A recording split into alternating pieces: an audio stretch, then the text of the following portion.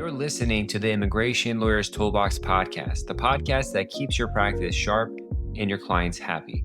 I'm your host, Immigration Lawyer John Khosravi, and every week we're bringing you insights, tips, and real-world conversations with top immigration attorneys and industry leaders. Whether you're here to grow your practice, stay on top of the latest trends, or get inspired, you're in the right place. Ready? Let's go.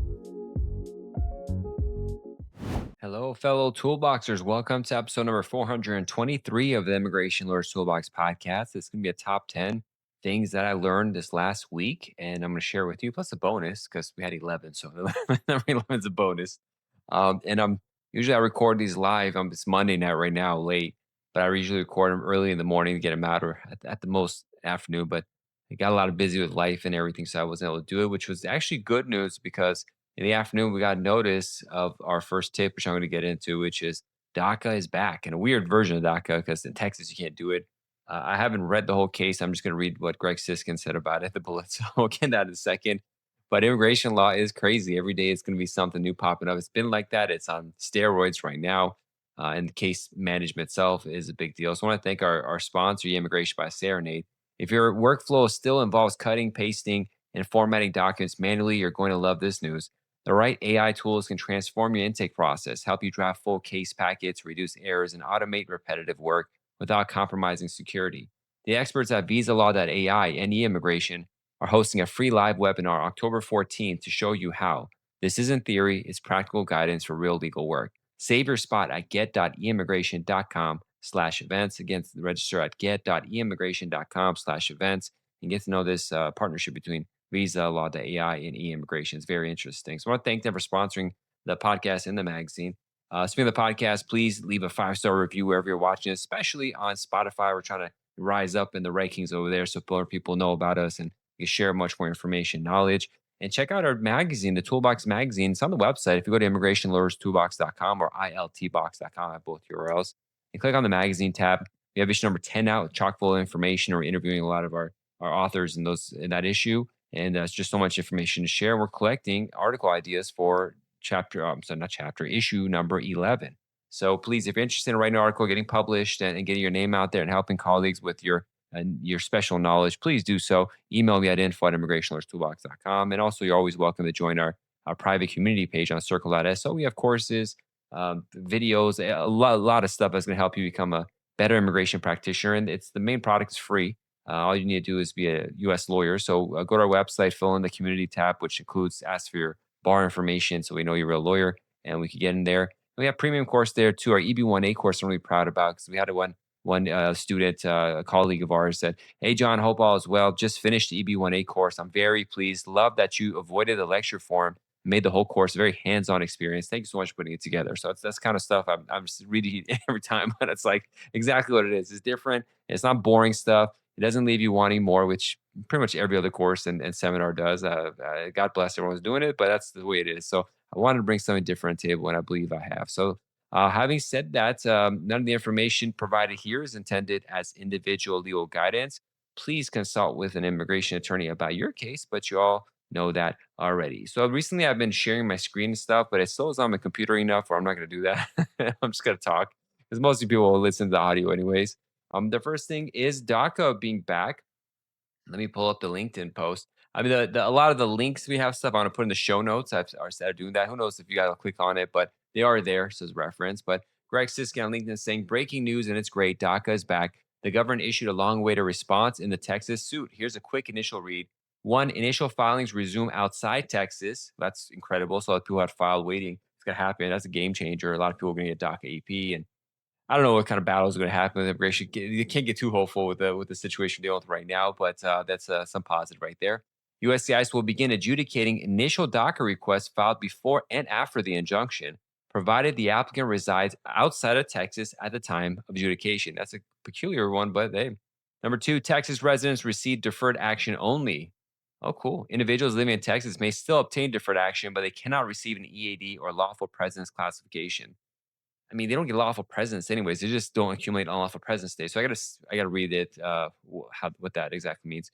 Number 3 is mobility consequences. Moving into Texas risks revocation of employment authorization. Moving out of Texas may restore eligibility for AD. It's weird. Isn't there like, interstate commerce laws where they have to have the same laws and this stuff? I don't know. For renewals continue, renewal adjudication will proceed nationwide while the partial stays in place, but the Texas restriction may later apply. So, and they were renewing anyways, I think. I was just, were they renewing? Yeah, I think they were renewing them. But that's that. So interesting stuff. Interesting stuff. I'll have the notes there. That was the first tip. Is actually, did that push to the 11? Yeah, that's why we got a bonus because that one popped in. That wasn't expected. Number two, offsite visits for OPT. We had our great colleague who's I've been really into this. I mean, a side note before I get into that, someone posted that there was a memo that popped up, and I have a link for that. It's a policy memo, September 26th. Its subject is termination of consideration of deferred action or child rights. So DACA termination based on recipients' unlawful attempts to purchase a firearm under 18 and some unlawful acts. I'm not getting these policy memo. They're supposed to email it to us. It's supposed to be on the USCIS.gov website. I have to search and search and search to find them many times. And it's like so annoying that they don't do that. Because like obviously I like to read all of them, talk about all of them, write about all of them. And it gets really annoying when I miss them. But that is there. I'm not sure if I haven't read the thing actually, but I'll put the link in the show notes. But it's there. I can't imagine it's too different from what was expected of what existed before. The under 18 part is interesting. Firearm under 18, purchase a firearm under 18. Oh, under 18 USC 929, under age of 18, the US code. So I got to read that because there are some Supreme Court laws that said if you didn't know that was a law, it's okay. But they're saying, and the first of all, no, because I remember there was a court case, Supreme Court had like 10 years ago that said if you didn't know it was against the law for for someone who's not a green, like has status, green card holder or citizen to hold a firearm, you're okay. But the first footnote, it says, mistake of law is not a defense unless the statute expressly allows it. For federal firearms laws, the knowing requirement pertains to the act itself, not the knowledge of the law. Okay, 2000. So I don't know what's going on. They got to read that. I was keeping track of all these gun cases. I lost track of it because I never deal with it. But I just insert that here for your reference. That's where here just like touch upon these subjects so you know they exist. It's in your head, and we have it in the show notes so you can look it up later. All right. So tip number two I wanted to get to was Robert Weber, great colleague, number one LinkedIner, I guess, says something new. F1 OPT STEM site visits and interviews. U.S. immigration lawyers are reporting that F1 students who have applied for OPT and or STEM OPT are receiving calls from USCIS service officers to conduct, or U.S. immigration service officers to conduct site visits and interviews. The questions appear to seek information to verify that the F1 students have complied with their OPT and STEM OPT work authorization and that the information provided as part of the application aligns with reality. In one instance, the officers met in person with the F1 student in the lobby of the employer and also HR to be present and also allowed HR to be present and requested documents which will be sent by email later this week. He's saying, I've practiced U.S. immigration law since 1999. I don't believe this has been part of OPT or STEM process in the past. Well, they haven't been taking money for it, so they don't have like that stuff. It's not like H-1Bs where they take the money. But Nandani, a former guest on the show, said, I'm seeing many RFEs on STEM EAD applications now. So they're really, OPT is the crackdown that's happening right now. It's obvious. These people hate OPT. So we'll see what happens with that. Tip number three, a post by our colleague Jath Shao. He's a very prolific writer too. And it's a very important point. I haven't checked this, this regulations on what he's saying, but just be mindful of this. He said, did you know that I-94s are based on Eastern time? Even 1 minute over your allotted time counts as overstay. A Redditor, he found this on Reddit, found out the hard way that flying out of a 9:30 p.m. Pacific time, the last day they were authorized to stay, which was 12:30 Eastern, the next day and thus counted as overstay. Overstay is obviously you can cancel your tourist visa, take you off the ESTA program. So be careful. So it's interesting. I always tell my clients leave it a day or two before because you can have a flight that's missed and you're moved to the next day, or there's a snow in, or who knows what kind of stuff. So you never want to go to the last second. But that was an interesting thing that he put out there about the timelines. Now, tip number 4 and 5, maybe I'll make these one tip, and that way we don't need to do a bonus. They're on different topics, but the thing that connects them is I missed them last week in our last top 10. I talked about the gold card, tip number 4A, about the gold card President Trump did. But he had an executive order that came out. It's on the whitehouse.gov. I was referencing other things at the website and stuff like that. So that exists. I'll have a link to that in the show notes. Doesn't make sense still. It's a short thing. It's making a whole green card program based on half a page. I don't know what's going on. But then, and the second thing I missed that came up is the U.S. Department of Labor launched a Project Firewall to protect Americans' highly skilled workforce. H-1B enforcement initiative aims to protect American jobs through federal agency partnerships. So DOL and USCIS, DHS are going to be partnering up to hunt people down. So that's what's happening there. Number five is kind of a two-parter too. And the thing that's connecting them, 5A and 5B, is their posts on Facebook. So I scour social media rules. I'm getting this all to you, so you don't have to. One is U visa was about for U visa cases. A colleague said they received a non bona fide determination on a U visa application because USCIS alleged the applicant is outside the US, but he is here. He's even fingerprinted. Anyone deal with something similar about this? And multiple people in the comments said we got the same thing. So be aware of that. If you get these U visas, document the client's been here so you could push back on it. It doesn't make sense what they're doing. The second post was, and I haven't been able to find confirmation of this, but they said the CGRS rapid response call this morning. I don't even know what the CGRS rapid response calls, but on the rumblings that DHS/OPLA got orders on September 25th to file motions to pre-termit all Spanish-speaking Central South American asylum claims except Venezuela and Cuba under the Asylum Cooperative Agreement ACA with Honduras, Guatemala. So I don't deal with these cases, and I don't know. There was this one thing by the DOJ where they took back an email that was sent by one of the top immigration judges, and they said that's not. I didn't read what it was, but I just want to put in your ear. This kind of stuff is there. I wish I had better information, and I don't have a source. I can't take a copy paste what this Facebook group said because for anonymity and stuff like that. But just be aware that that is happening. Next is a new round of IG firings. We had some top immigration judges already, taken out, and I think we got nearly 20 more immigration judges kicked out the week of September 23. They just got the email that said leave. So that's the situation that's happening with them right now in the immigration courts. Tip number seven, two-parter for Iranian cases. So Iranian cases are unique because of all the just problems and issues that they have because of the government. And so it's very important to know if you have an Iranian client, you got to stay up on it. 2 years ago, I'd done a CLE with our sponsor, Serenus. It's the anniversary of it. And I just thought maybe I should do this. It's a recap of like half an hour recap to an hour of the issues you got to be aware of for running cases and do an update version because we have the travel ban now, the exceptions on it. And then we have these two posts. One is I was contacted by an attorney because obviously I'm Iranian and I do a lot of cases, so I usually have like a central node when it comes to these things. And they sent me a denial where an adjustment of status case was denied for Iranian who was a member of the IRGC. So typically, since 2020, since January 2020, they've denied visas to anybody, immigrant visas too, if you're a former member of the IRGC. IRGC is Sepah, this militia group in Iran that the government uses to suppress domestically and regionally their enemies. And they're designated as a terrorist group. They're designated a terrorist group in the post 2010s, late 2010s or something like that. So some of these people had mandatory military service. Some of these Iranians with them in the 90s, in the 80s and 90s, 2000s, and it's just 2-year conscription kind of thing. But they're banned too. So I have people come to me. My husband is in Iran. He was foreign GC like 30 years ago, and they're not letting him get a visa. I'm like, unfortunately, there's almost no way around it for immigrant visas. Some exceptions for non-immigrant. I haven't done it myself, but technically there is one for non-immigrant visas. But this was all a DOS thing. I hadn't seen USCIS have problems with it, but we got the first time I'm seeing it a denial for adjustment for membership IRGC. Now, two of our colleagues are really great colleagues in this, Jay Garrison and Shanma Lutfi. I talk with them. They're like it's very fact specific. Sometimes you get challenging. They've had success they saw when they've done it. So be aware of this issue. And the second was when I was talking to a cousin of a cousin kind of thing. They were saying that they were visiting Canada. I was a doctor in the U.S. 20 years now, a naturalized citizen.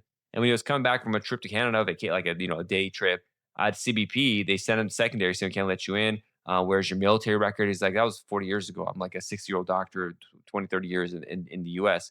And at secondary, they asked a couple questions, let him out 10 minutes later. So it wasn't as bad, but if you're Iranian, and I mean, this is directions. We're going to hell in a handbasket here, people.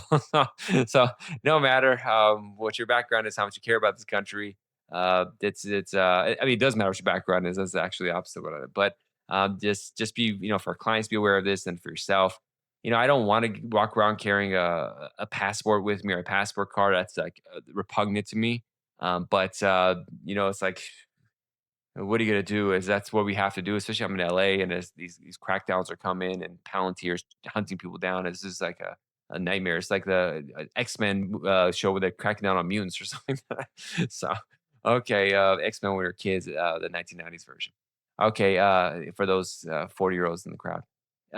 Tip number 8, the board. Oh, I got to put an ad right here. For tip number 8, our community page on Circle.so. Join it. We have videos, AO decision recaps, discussion pages, and a lot more to come make you a better immigration attorney. It's free for U.S. immigration lawyer. Just send me your bar information. Either go to our website and fill out the registration page, iltbox.com. Click on community or email me at info@immigrationlawyerstoolbox.com. And we had the best marriage immigration course. Start your family practice with, NATS, I-751 marriage cases. Make 6 figures like I do, and I do it part-time. You can do it too. I have the course for you, breaking down consular processing, admissibility, 212, adjustment of status, how to do the contract, how to do the consultation, and you get mentorship and office hours directly with me. I'm gonna help you through it. I love doing this kind of stuff. I just want to expand my office, so it doesn't matter if more people compete. I'm keeping it like a small office, and I love talking about immigration toolbox. That's if you're asking, hey, well, if you're doing it, why are you teaching other people to compete with you? Because I'm not trying to make $1 million of a law firm. I'm trying to make a living and then talk about immigration because I love publishing the magazine, the podcast, and the conferences that I could set that up and really just spending time with my kids. So I'm not trying to become a billionaire off immigration law. I just want to help. So that's what it's all about. All right, tip number 8: the Board of Immigration Appeals has issued a decision in matter of L-A-L-T 29 INN December 269. Obviously, I don't do this kind of cases, but I just want to bring it to your attention. Number 1, perceived or imputed membership in a proposed particular social group will only satisfy the particular social group requirement if the underlying group of which the respondent is perceived to be a member is standing alone sufficiently cognizable. Number 2, the respondent's proposed particular group, defined as quote perceived Salvadoran gang members, is not quote unquote is not cognizable within the meaning of the Immigration Nationality Act, matter EAG. So for those in the know or dealing with this, it sounds like it's a terrible decision for you guys. I'm sorry to hear that. But that's as far as I know when it comes to this kind of stuff. I'll ask Kevin Greg about it. Definitely check out his podcast, Immigration Review. Tip number 9 is this fun one: ChatGPT error. So I'm filing an L1, and the filing fee system on these employment based cases it just gets more and more ridiculous every time they do something with it. It's out of control. So I just wanted to double check that I'm doing it right and ask ChatGPT what the L1 filing fees are, and it just gave me a wrong fee when it comes to the I-129 fee. So and then I kept saying, no, I have a small employer. It was quoting a large employer price. I was like, no, I have a small employer. And it's like, okay, it doesn't matter. And then I copy pasted the USCIS.gov calculator. And it's like, do you see this? Oh, yeah, you're right. That if you're below this, so okay. So that was that you can't rely on ChatGPT. You only rely on ChatGPT if you know the answer already. So I kind of ask it just to when you have to know the answer, but it might give you like this slight thing to the side that might add to it. And it's just to double check my thoughts on it, but it's still not there. Now on TikTok, or I don't watch as much TikTok anymore as YouTube Shorts. There's this one guy every day I watch. It just pops on my screen, but he's like hardcore into reading all the information on AI and all that kind of stuff and what studies are coming. And today he had one where they took like 20 professional jobs, and they like 100 people in each profession, something like that. And they had them prep a case and what doctors, lawyers, and all this kind of stuff. And they had AI do it. And 50% AI, at the time AI did it right, 50% it didn't.